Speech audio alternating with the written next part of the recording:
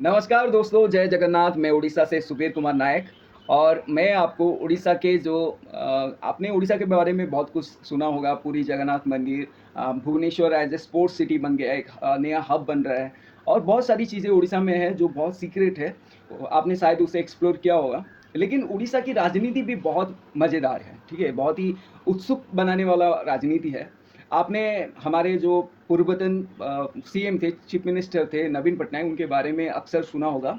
उन्हें बहुत सम्मान मिला है, चाहे यूएन की तरफ से हो या भारत सरकार की तरफ से हो, उन्हें बहुत सराहना मिलता था। उनकी जो डेवलपमेंट माइंडसेट थी, उसके वजह से जैसे उन्होंने 2000 से 2024 के अंतराल जो परिवर्तन किया है, उसके वजह से भी लोग उन्हें याद करते हैं। As best CM of India का दर्जा भी मिला है उन्हें कई बार।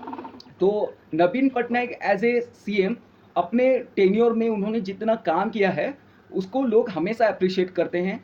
चाहे वो कालिया योजना हो जो हमारे यहाँ पर बहुत फेमस है, या फिर वो बिजू स्वास्थ्य कार्ड, जैसा हम नेशनल में आयुष्मान कार्ड होता है वैसे ही हमारे स्टेट के अंदर हम एक बिजू स्वास्थ्य कार्ड नवीन पटनायक जी के द्वारा प्रस्तुत किया गया था, जिसका भरपूर लोगों ने आनंद लिया। बहुत बड़े बड़े हॉस्पिटल है भुवनेश्वर में, बहुत ही कॉस्टली हॉस्पिटल, जहाँ हमें मतलब जाने के लिए हिम्मत नहीं होता था, हम उस कार्ड को लेके अंदर चले जाते थे। ये इतना बड़ा हाथ में हमारे पावर मिल गया था। उसके बाद फिर लक्ष्मी बस, ऐसे बहुत सारे स्कीम हैं। 5 रुपए में आप कहीं पे बस स्टैंड में या कोई आपके एरिया में कहीं पे एक जगह होता है जहाँ 5 रुपए में आप खाना खा सकते हैं, ठीक है? हॉस्पिटल्स के बाजू में ही होता है, तो लोग उस चीज़ों को ना बहुत पसंद करते थे नवीन पटनायक को। लेकिन फिर एक दौर आया जब 2024 से पहले, अब 2 बार 2014 और 2019 में बीजेपी फेल होती रही। नवीन हमारे जो प्राइम मिनिस्टर हैं मोदी जी, वो बार-बार उड़ीसा आते थे। उन्हें आश्वासना देते थे कि हम नवीन सरकार से भी बेहतर सरकार बनाएँगे, लेकिन लोग फिर भी उनको झुठला देते कि नहीं, हमें नवीन पटनायक ही चाहिए। लेकिन इस बार कुछ अलग हुआ। इस बार जो है, जो एक्सपेक्टेशन था कि हाँ, बीजेपी थोड़ी अच्छी करेगी इस बार उड़ीसा में, लेकिन अचानक ऐसा जंप करेगी और बीजेडी धड़ाम से नीचे गिरेगी, ये कोई नहीं सोचा था, ठीक है? हालाँकि उससे पहले भी मैंने कई लोगों से बातचीत किया था, तो उनमें से आधा-आधा होते थे कि 50% बीजेडी की बात करता था, 50% बीजेपी की बात करता था। लेकिन रिज़ल्ट के बाद जो माहौल बन रहा है ना, जो जैसा बीजेपी ने विन किया, फिर उनके जो नए अभी सीएम मांझी जी हैं, उनको बनाया गया। तो अब जब तक बीजेपी ने अपने सीएम कैंडिडेट को घोषित नहीं किया था, उससे पहले का जो दौर था, मतलब रिज़ल्ट और जब तक इलेक्शन के मतलब प्रधानमंत्री मोदी जी के द्वारा जो सीएम हैं, उनको इंट्रोड्यूस ना करने से पहले एक धर्मेंद्र प्रधान ने एक भाषण दिया था, ठीक है? तो सब लोग उड़ीसा में जानते थे या तो धर्मेंद्र प्रधान चेयर पे हमारे सीएम बनेंगे, या फिर एक मैडम है सडंगी करके, वो बन सकती हैं, या और 2-3 कैंडिडेट थे। लेकिन इनके बारे में नहीं पता था, मांझी के बारे में नहीं पता था। तो उस दौरान लोगों का ना जो लोग हमें शायद लोग पहले सोच लिए थे कि हम इस बार परिवर्तन कर देते हैं। इतनी बार प्रधानमंत्री मोदी हमारे उड़ीसा आए हैं, शायद उन्होंने अपने लिए हमारे लिए कुछ और सोचा होगा, कुछ इससे भी बेहतर सोचा होगा। इसी सोच को लेकर उन्होंने वोट तो डाल दिया, लेकिन अब उनको रोना आ रहा है कि नवीन पटनायक जब रिज़ाइन देके जा रहे हैं, मतलब एज़ ए सीएम उन्होंने अपना इस्तीफ़ा दे दिया हारने के बाद। बीजेडी से अभी नहीं गए, लेकिन अपने जो पोज़ीशन में थे वहाँ से उन्होंने रिज़ाइन कर लिया। वो तो नेचुरल है, होता ही है ऐसा। लेकिन इस चीज़ का प्रभाव ऐसा पड़ा ना उड़ीसा में, कि यहाँ आस-पास पूरे उड़ीसा में जितने भी औरतें हैं वो रोने लगी। अपने सोशल मीडिया अकाउंट पे आकर उन्होंने अपना मतलब जो दर्द था उन्होंने बयाँ किया कि नहीं, हमसे एक्चुअली भूल हो गई है। हम गलती से हम लोगों के बातों में आ गए और हमने मोदी जी को वोट दे दिया। नहीं तो हमें नवीन पटनायक चाहिए, हमें वही कालिया योजना चाहिए, वही लक्ष्मी योजना चाहिए। सारी जो एक्जिस्टिंग योजना है, स्कीम्स है, वो हमें उनके फ़ायदे चाहिए। हमें बिजू स्वास्थ्य कार्ड चाहिए। आयुष्मान कार्ड अच्छे से काम नहीं करता, लेकिन हमारा ये कार्ड अच्छा काम करता है। इस तरह के बहुत सारी बातें चलने लगी। मतलब सोशल मीडिया इसी बात से भर गया कि नवीन पटनायक को हारने हारने के बाद उनके फॉलोअर्स ज़्यादा मतलब रोने लग रहे हैं, ज़्यादा मतलब उनके अंदर भय चला जा रहा है कि मोदी आने के बाद क्या होगा। धर्मेंद्र प्रधान एक उनको भी ऐसा देखा जा रहा है कि ये थोड़ा मतलब सीएम जैसे कैंडिडेट है नहीं, जबकि ठीक-ठाक है, ऐसा कुछ बड़ा वो प्रॉब्लम तो लग नहीं रहा है। लेकिन लोग जो हैं, आस-पास के लोगों से जो जानकारी मिलता है, वो कहते हैं कि वो थोड़ा एग्रेसिव है, वो उनके लैंग्वेज में कोई मतलब शालीनता नहीं है, अनुशासन नहीं है, ऐसा करके। तो फिर बाद में डिक्लेयर होता है कि नहीं, मांझी जी हमारे जो नए सीएम बनेंगे। तो अभी मैं आपको समझाता हूँ मतलब कैसे ये राजनीति बदली। एक क्रिटिक के हिसाब से अगर हम देखें, पब्लिक के नज़रिए से मत देखिए, ये क्रिटिक के हिसाब से देखिए। सबसे बड़ी गलती जो है ना नवीन पटनायक जी से हुआ है, ठीक है। पहली बात, उन्होंने अपने दौर में ही किसी एक को चुन लेना चाहिए था। भाई मैं भी बूढ़ा होने वाला हूँ, मैं भी मरने वाला हूँ, मेरे से पहले एक बंदे को मुझे खड़ा करना है, ठीक है। किसी को तो उड़ीसा का जो सीएम का पद है देना पड़ेगा ना। ऐसा नहीं कि मेरे सांस रहने तक मैं चाइना का जिनपिंग हूँ, जो मेरे सांस रहने तक मैं रहूँगा। तो ये उनको पहले समझ जाना चाहिए था कि मैं किसी एक उड़िया आदमी को रिप्रेजेंटेटिव बना के पहले मतलब लोगों के सामने भेजूंगा, फिर वो अपना जैसा एक एमएलए बनेगा, फिर एमपी बनेगा, फिर धीरे धीरे उसको सीएम कैंडिडेट बना दूंगा। ये सब चीज़ नवीन पटनायक को पहले नहीं सूझा, पहले इनको नहीं पता चला।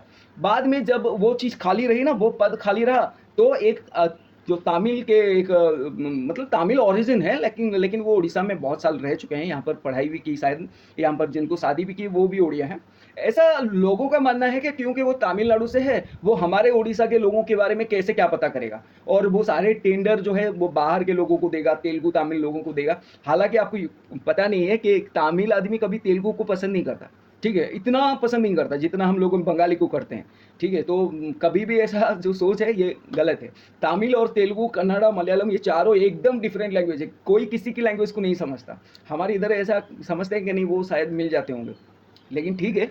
क्योंकि वो तमिलनाडु से बिलोंग करता था, इसलिए उड़ीसा के लोग ट्रस्ट इशू आने लगा कि नहीं, ये आदमी तो हमको कभी हमारा हक नहीं देगा, ये आदमी कभी हमको मतलब कुछ तो गलती कर सकता है, या हमें फंसा देगा वगैरह वगैरह। तो ट्रस्ट इशू की वजह से ये सब होने लगा। जबकि उन्होंने, वो जो पांडियन है, उन्होंने पहले से ही फील्ड वर्क किया हुआ है। जैसे एक जो मतलब उनको जैसे नेतृत्व मिलता गया, जैसे इंस्ट्रक्शन मिला है नवीन जी से, वैसा उन्होंने काम किया है। वो फील्ड में बहुत अच्छे रहे हैं। जो भी लोकल नेता है ना बीजेडी के, उन्होंने कहा कि उनसे बेहतर काम कोई कर नहीं सकता, वो उतने अच्छे से काम करते हैं। लेकिन क्योंकि वो तमिलनाडु से बिलोंग करते हैं, तो ट्रस्ट इशू है, ठीक है, ये गया एक फैक्ट। तो नवीन जी से क्या गलती हुई, उन्होंने समय पर अपना जो भी जिसको भी अपना दायित्व देने वाले थे, उन्होंने समय पे वो नहीं कर पाए। उनके पास शायद ऑप्शन नहीं था, क्या हुआ है पता नहीं। उसके बाद यही इसी चीज़ का इसी एडवांटेज लेना पड़ा उन किनको, मोदी जी को, कि इनके और तो कोई नहीं दिख रहा है, तमिलनाडु का आदमी दिख रहा है। तो यही एडवांटेज मिल गया मोदी जी को। मोदी जी ने इसी पे वार किया, और इसी पे वार करके पूरे उड़ीसा वासी के लोगों के जो दिमाग को उन्होंने पढ़ लिया कि अभी इसका नाम लेके हमें करना, नवीन जी का नाम लेके कोई वोट नहीं देगा, नवीन को टारगेट करेंगे तो हम मारे जाएंगे, तो हमें इस तमिलनाडु के आदमी को टारगेट करना है। अब धीरे धीरे उनके जो नेता है, उनके जो आजू बाजू नेता है, उड़ीसा में जो बीजेडी कर्म करता है, उन सब ने सिर्फ पांडियन को अटैक किया, नवीन को नहीं। नवीन पटनायक को अटैक करोगे तो उड़ीसा में हार जाओगे, क्योंकि वो एक अभी मतलब एक गॉड लाइक पर्सन है, उनको आप अटैक नहीं कर सकते। 24 साल से उसने उड़ीसा को बहुत ट्रांसफॉर्म किया है। एक बहुत ही गरीब, बहुत ही पिछड़ा राज्य था उड़ीसा, उसको 24 ईयर्स में हम लोगों ने एक फास्टेस्ट ग्रोइंग स्टेट में चले आए हैं, ठीक है। एक बहुत ही अच्छा ग्रोथ है हमारा, ऑलरेडी हम लोगों अच्छे पोजीशन में है। तो लोग जानते हैं कि नहीं, ये सब कुछ नवीन पटनायक के दौर में हुआ, ठीक है। तो नवीन पटनायक को टारगेट करोगे, उन्हें अगर गंदा बोलोगे, तो लोग एक्सेप्ट नहीं कर पाएंगे। भले ही वो परिवर्तन चाहेंगे, लेकिन एक्सेप्ट नहीं करेंगे। इसीलिए सबने पांडियन को अटैक किया, और पांडियन को अटैक करना बहुत ही सही रहा। यहाँ लोकल लोग जो बीजेडी के कर्म करता है, उनको भी पांडियन अच्छा नहीं लगता, क्योंकि वो जो जब भी कोई एमएलए या एमपी जाता था ना सीएम से मिलने के लिए, पहले पांडियन से परमिशन मिलना चाहिए था। तो इसी गुस्से को उन्होंने आकार दे दिया, उन्होंने भी स्वीकार कर लिया, नहीं यार पांडियन को हटाओ, हमें सिर्फ नवीन पटनायक से डायरेक्ट बात करना है, किसी बीच में कोई बंदा नहीं रहेगा, रहेगा तो कोई ओडिया आदमी रहेगा। इसी दौरान बीजेडी ने ये डिसाइड नहीं कर पाया कि हमें पांडियन को निकालना है, किसी दूसरे को लेके आना है। इसी जो मिसअंडरस्टैंडिंग के वजह से बीजेपी जीत गई, ठीक है, भारी वोटों से जीती है। और अब जब सभी लोग बीजेपी को लीड करते देख लिए और उन्होंने ओन भी किया, उसके बाद का जो रिएक्शन है, अब पूरा सोशल मीडिया उसी में भर गया है। अब नवीन पटनायक को वो छोड़ ही नहीं रहे हैं, ठीक है। तो मतलब वो चाहते हैं कि फिर से इलेक्शन हो जाए और नवीन पटनायक फिर से जीत जाए, हम वो तमिल को हटा देंगे, दूसरा किसी को नवीन पटनायक जी के आशीर्वाद के नीचे बिठा देंगे, उनको और नवीन जी सिखा देंगे ऐसा ऐसा कर, वैसा वैसा कर। ये पॉसिबल है क्या? ये पॉसिबल नहीं है। ये होना था 2019 के इलेक्शन में, 2024 तक इसका इंतज़ार नहीं होना चाहिए था। मैं बहुत सम्मान करता हूँ, चाहे मोदी जी का हो या नवीन पटनायक का, उन दोनों ने अपने लेवल पे बहुत अच्छा काम किया है। मोदी जी ने क्या अच्छा काम नहीं किया है? आप अगर नेशनल लेवल पे जाएँगे ना, तो आपको पता चलेगा बहुत सारा ऐसा काम है। आज अगर आप दुनिया भर में जाएँ ना, किसी को भी पूछ लीजिए सबसे बढ़िया विदेश मंत्री कौन है? एस जयशंकर, उनका नाम ज़रूर आएगा। अगर रोड इंफ्रास्ट्रक्चर में कोई अच्छा है तो नितिन गडकरी अच्छा है, ठीक है? ऐसे सभी राजनेता में कुछ खास बात होती है तभी वो जीतता है। राहुल गांधी की बात ले लीजिए, राहुल गांधी क्या अच्छा आदमी नहीं है। हालाँकि उसे पप्पू-पप्पू बुलाकर उसे बदनाम किया जाता है, लेकिन वो है अच्छा इंसान। उसने जब कश्मीर से कन्याकुमारी पैदल चले थे ना, तभी लोगों ने उन्हें पहचान लिया, ये कितना मैच्योर बंदा है, ये कितना अच्छा सोच सकता है। इसीलिए लोगों ने 2024 के इलेक्शन में उन्हें अच्छे वोट दिए हैं, ठीक है? उनको अभी जब काम करते आप देखेंगे तो पता चलेगा कि नहीं, वो भी किसी से कम नहीं, वो भी अच्छा काम कर सकते हैं, ठीक है? तो इस तरह से आप किसी को हेट मत कीजिए, सबकी अपनी-अपनी आइडियोलॉजी है, ठीक है? मोदी जी की कुछ आइडियोलॉजी है, राहुल जी की कुछ आइडियोलॉजी है, नवीन पटनायक का अपना कुछ आइडियोलॉजी। मैं आपको बताते चलूँ, नवीन पटनायक कभी भी हिंदू, मुस्लिम, जातिवाद, लैंग्वेज बैरियर के बारे में कभी बात नहीं करते थे। उन्होंने कभी गुस्सा दिखाया नहीं, कभी भड़काऊ भाषण नहीं दिया। उनका जो मतलब कहते हैं ना, एक एजुकेटेड मिनिस्टर है, यही बंदा है। नमस्कार।